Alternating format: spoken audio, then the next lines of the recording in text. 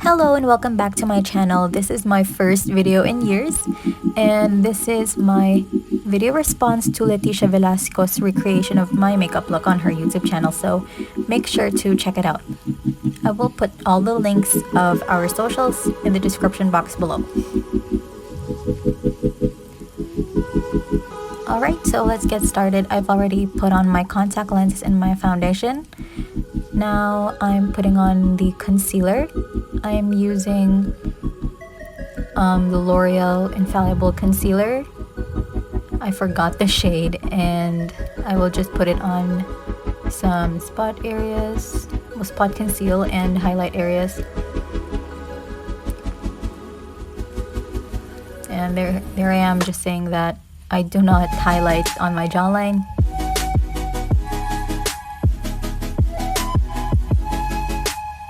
Right, so I will layer that with Tarte Shape Tape.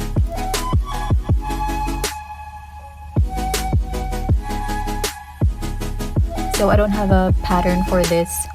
Basta lang merong concealer yung highlight and blemishes. Alright, so ngayon I'm blending it with a triangle sponge. Mas sanay akong ginagamit to kasi yung beauty blender, ginagamit ko lang siya for special events, and mas madali nga yun, kaya lang mas prefer ko tong triangle sponge since marami naman ako niyan.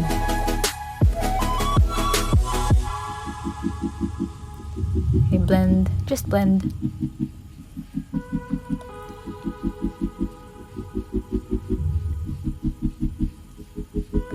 So ngayon naman yung kilay. I'm using the Kaale Cosmetics Eyebrow Palette na binigay sa akin ni Miss Des Ocampo last 2017 pa.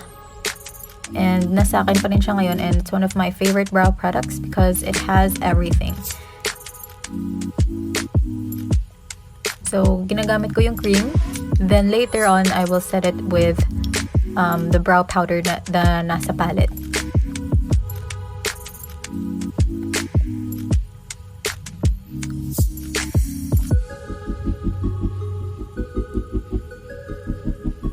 Sorry, I'm making those faces.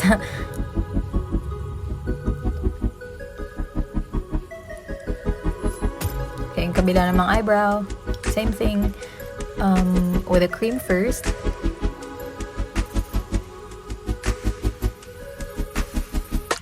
Alright, since I'm doing my brows, I'm gonna talk about Letisha. So, she's one of actually my favorite local makeup artist. Sobrang galing niya. Nagbe-makeup transformations din siya, nagbe-face paint. Tapos, magkakilala kami since 2016 pa, and nag-collab kami dati. Leave ko rin yung link ng collab namin dati. Pero hindi siya video. It's just an Instagram post. And nun, since then, naging friends na kami. Alright, sorry, those faces again. Looking for the product. Okay.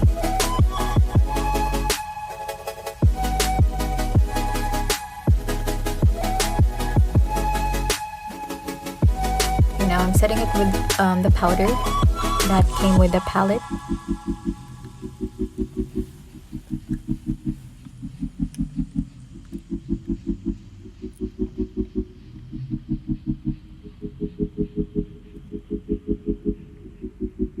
I actually don't spoolie my brows anymore.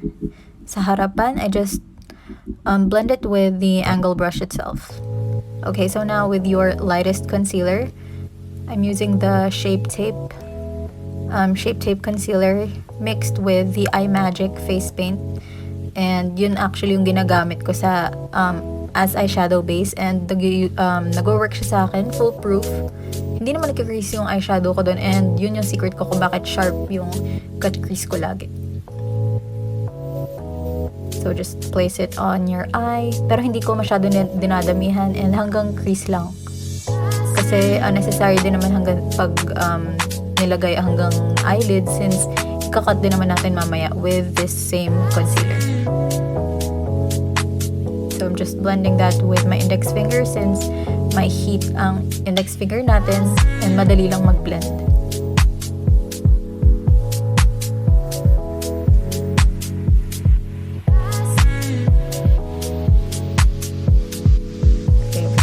For the other brow,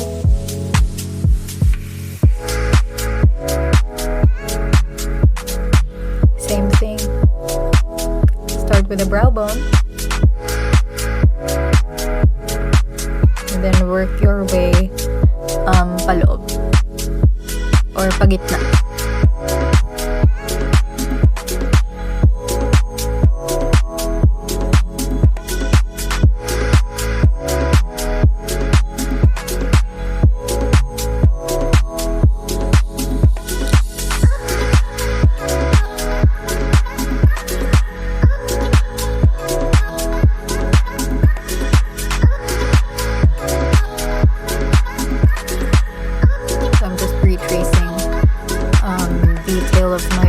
Kasi lumampas yung concealer. So, dapat perfect yung shape.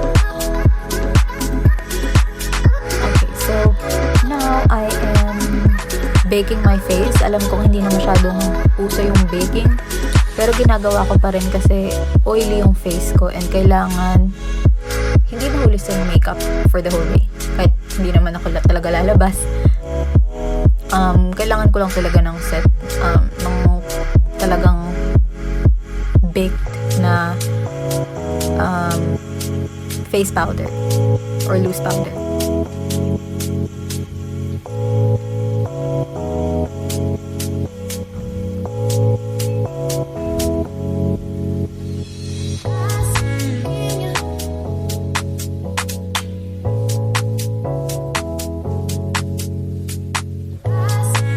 So here I'm just saying that I'm powdering everything except for my eyelids kasi we need to keep it wet para sa eyeshadow natin mamaya. Mas prefer ko actually yung wet kasi mas madaling mag-pop out yung eyeshadow and mas madaling mag-blend.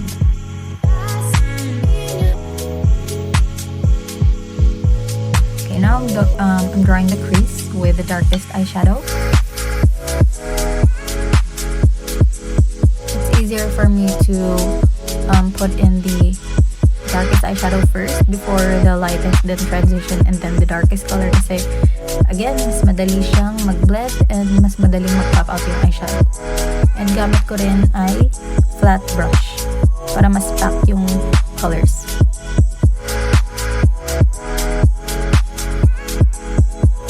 I'm just tracing the crease. Make sure it's blended. Okay, so now you see why we left the eyelids blank? Kasi lalagyan pa natin ng concealer to cut the crease. Para hindi masyadong makapal yung base sa ilalim ng mata para hindi mag-crease yung eyeshadow. Sorry, my camera died. But what I did was put in shimmery eyeshadow on my eyelids and put on thick black eyeliner using the NYX liquid liner in Noir and put white eyeliner on my waterline and the same colors on my crease on my under eyes. And now I'm putting blush and also bronzer.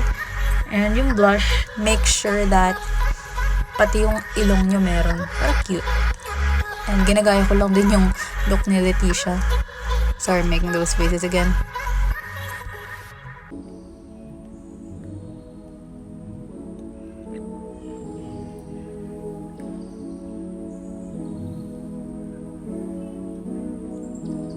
I'm using the NYX ombre blush. Here I'm just layering on the bronzer. And yes, my skin is bad right now, but I'm working on it. Those are just hormonal acne.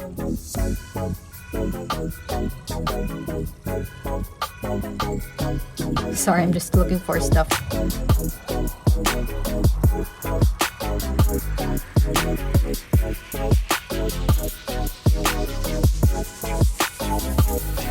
More contour.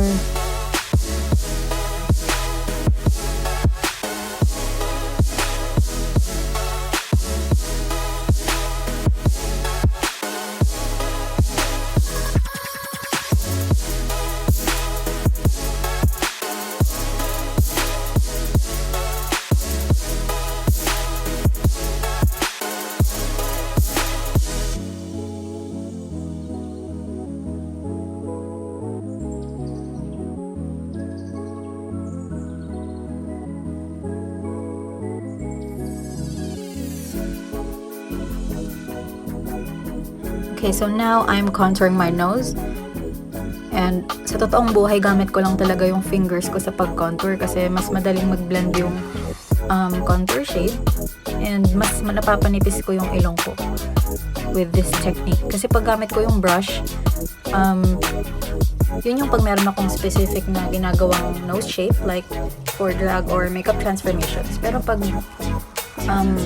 glam lang, I just use my fingers.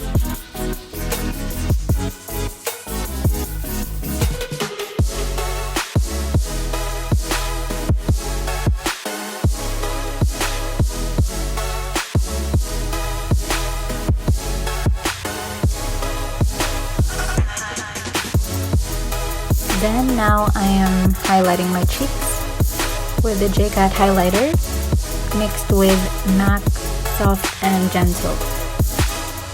Ilagay ko lang sa cheekbones and sa other highlight areas ng face. Make sure na madami kasi yung look very glowy.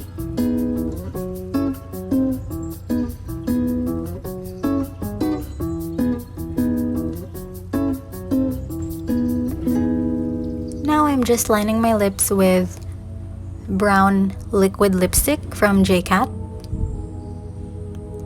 And I'm overlining my lips. Pwede namang hindi, pero mas gusto kong mas overline. Kasi mas cute pag mas makapal yung upper lip for me. Okay, so I'm just layering that with a faux Kaale lipstick. I'm not sure with the pronunciation.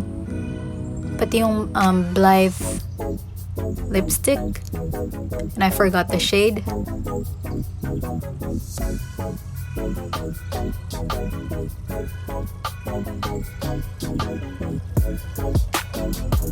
For me, mas madaling mag-line using liquid lipstick kaysa sa lip liner. Okay, so now I put in the NYX liquid lipstick and Kitten Heel sa gitna for that ombre effect. And then I put on something darker, yung Cherry Skies naman from NYX as well. So this is the final look without the wig.